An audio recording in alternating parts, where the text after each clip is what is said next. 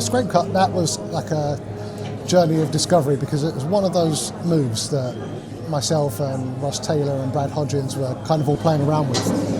10, 12 years ago, we were all really into the 52 stuff, we were really into the gambling protection stuff. And if you see 40 do scrape cuts, it's just mind-blowing. Like, it just looks like a real cut. And then when you start to get into the work of how to make that work, nothing happens. You look at your hands and it looks like you're doing, a scrape cut, a musical. It just it turns into this huge, over-exaggerated dance. And so scrape cuts were like just a fun thing that we played around with for years and years. And we always assumed it came from the table. From reading the gambling protection books, it seems like it doesn't. It seems like 40 based it off of a move that he'd read about. And maybe there are similar moves that come from the table as well, but it seems like the scrape cut as we know it is a Steve 40 thing, especially with the slight turn and showing the bottom card as well. So yeah, that was just the reason we like this, is just because it's a fun thing to try and shave little bits of movement off of and try and get it better over time. Ben L has now christened it the Gecko Tech deal. And it's just a deal that I played around with, trying to reconstruct the one from 52, where you deal straightforward with no pitch or spin. Yeah. There's a deal that Derek Dingle had that was similar, where he presses down on the top card, and then as he raises his thumb, the card kind of clings to the thumb briefly, so you can throw out the bottom card, the second card. And I find I have hands that kind of tacky hands that do that naturally.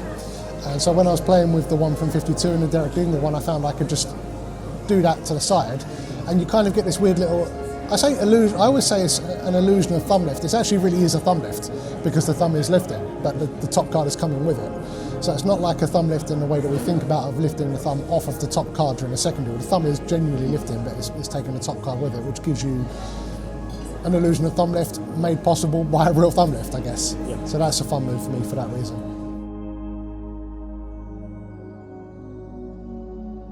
Speed free, yeah, there's good reason for this. I have really, really thin fingers. Don't get me wrong, I'm not complaining too much. Other people definitely have it worse. But I found that when I really pause and break down a push through, I've got so many windows in my hands that any push through where I have to waste time in the telescope position after the push through is a no-go for me, because I leak it just from every angle going. So even though I realise that the push through is, the speed through certainly is not the optimal solution for deceptiveness, I would rather get it done in one motion. So for me, I push through and strip out in the exact same second. It's done. The actual push through dynamic is part of the strip out for me, and not wasting time in that telescope position for me is better, because I just leak the telescope position every time, so I can't afford to wait there. So even though it's probably not as good, I'd rather just get it over and done with in one beat. And to be honest, I think if someone's staring at the shuffle that much, he probably messed up already, so I'd rather get it over and done with. So the rollover control, that's fun. Where that comes from is way back before myself or my friend Brad met Ben Earl, we heard rumours Brad had gone to a show of his in Guildford or somewhere, and he came back saying he does these stock controls where you see the top card buried down and then he shuffles and it's still on top. And I was like, oh, that's really interesting, like an impossible stock control.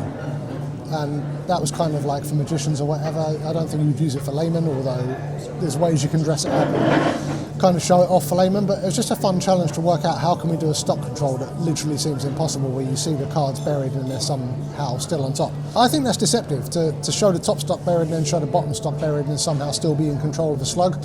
And I played with a bunch of ways for doing that, and then the rollover control is one of the ones I came up with. And magicians have always seemed to respond to it favourably. It's a fun move to play with, it's a fun move to work out variations of. And so yeah, it's just a move I really enjoy playing with. Okay, so I do the bottom deal that I do. It's the one from Expert Card Technique, really. People always ask me, like, how do you find out, where does this bottom deal come from? And it really is just the one in Expert Card Technique. If you look at the diagram, the way they're describing the diagonal pressure, it's just that. I'm not doing anything different from that. My grip is a little lower in the hand, maybe.